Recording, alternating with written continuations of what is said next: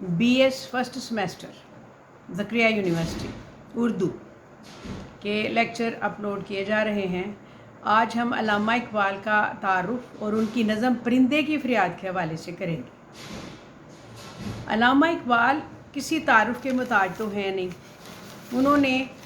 वो हमारे कौमी शायर भी हैं और हमें उनसे हर वक्त जब से आप स्कूल में जाते हैं छोटी उम्र से ही आपको अल्लामा इकबाल के बारे में मालूमात दे दी जाती हैं।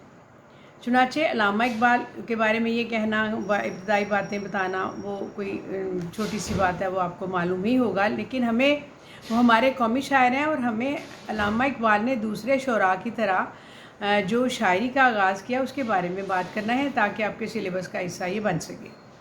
उन्होंने शायरी का आगाज़ गज़ल से किया, लेकिन उनकी शायरी के जौहर लाहौर में ज़ाहिर हुए, जहाँ की अदबी माहौल ने तबीयत को वो जिला बख्शी कि ज़र्रा आफ़ताब बनकर चमका। उस तालिब इल्मी के ज़माने में उन्होंने अदबी महफ़िलों में हिस्सा लेना शुरू कर दिया था और उन्होंने जब एक मौका पर गज़ल का एक ये शेर पढ़ा, मोती समझ के शाने करीमी ने चुन लिए, कतरे जो थे मेरे अरके इन फ़ाल के, तो मिर्ज़ा अरशद गोरगानी बेख्तियार बोल उठे कि मियाँ इकबाल इस उम्र में ये शेर। उस ज़माने में दाग, मीर, हाली, अकबर की शायरी का चर्चा था। इकबाल की नज़र इंतखाब दाग पर पड़ी और उनसे इस्लाह लेने लगे। इकबाल की शायरी का पहला दौर था। उस दौरान उन्होंने अंजुमन हमायत इस्लाम के जलसों के लिए नज़में लिखी।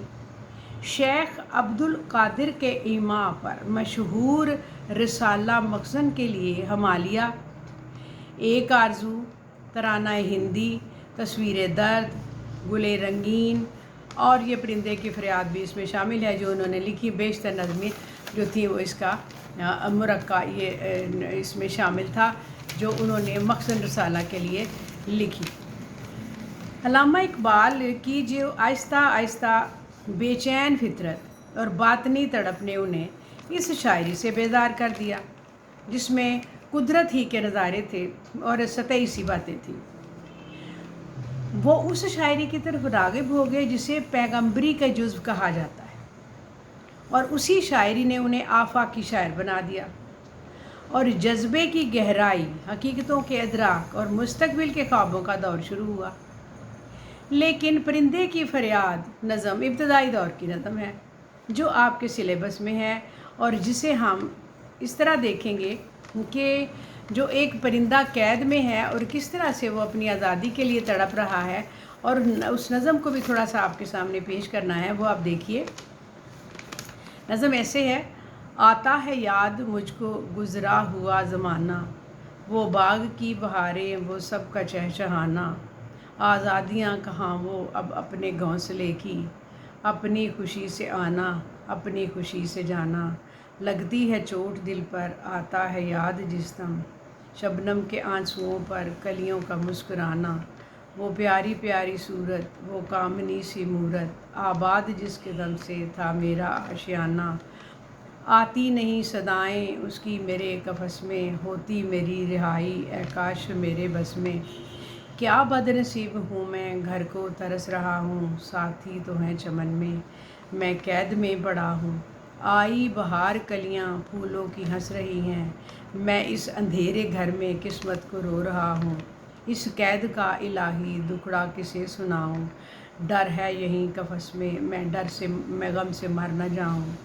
जब से चमन छुटा है ये हाल हो गया है, दिल गम को खा रहा है गम दिल को खा रहा है, गाना इसे समझकर खुश हो न सुनने वाले, दुखे हुए दिलों की फरियाद ये सदा है, आज़ाद मुझको कर दे ओ कैद करने वाले, मैं बेज़ुबां हूँ कैदी तू छोड़कर दुआ ले।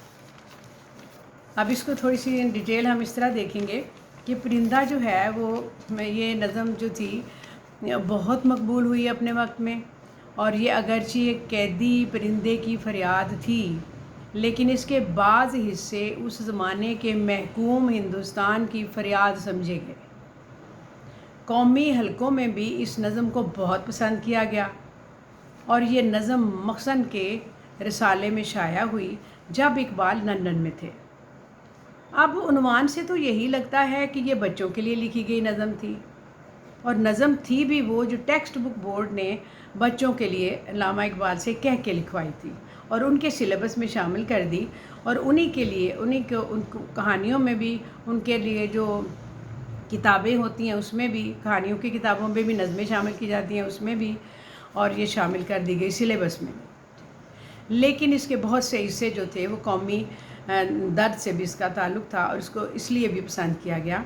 اس کے پہلے بند میں کہتے ہیں کہ جو ایک پرندہ جس کو ایک قیدی نے قیدی بنا لیا، ایک شکاری نے، جس کو ایک صیاد نے، صیاد بھی شکاری ہوتا ہے، اس کو پنجرے میں قید کر لیا، وہ کہہ رہا ہے کہ مجھے گزرا ہوا زمانہ یاد آتا ہے جب میں آزادی کی حالت میں باغ کی بہاریں لوٹ رہا تھا اور میں اپنے ساتھی پرندوں کے ساتھ چہچہاتا پھرتا تھا۔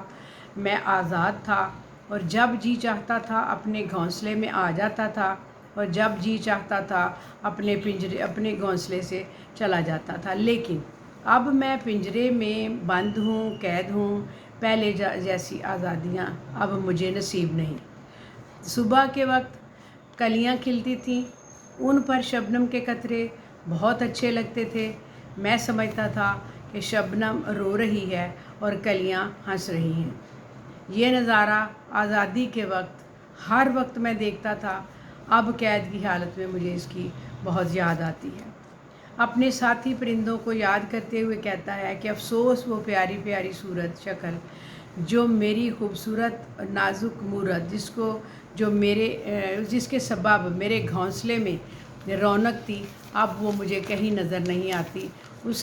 وہ مجھ سے بچھڑی ہوئی ہے، اس کی صدائیں یہاں نہیں آتی، اور میں اس پنجرے میں اس کو یاد کر کر کے بہت پریشان ہوں، اور میں ترس رہا ہوں کہ اڑ کر وہاں پہنچ جاؤں۔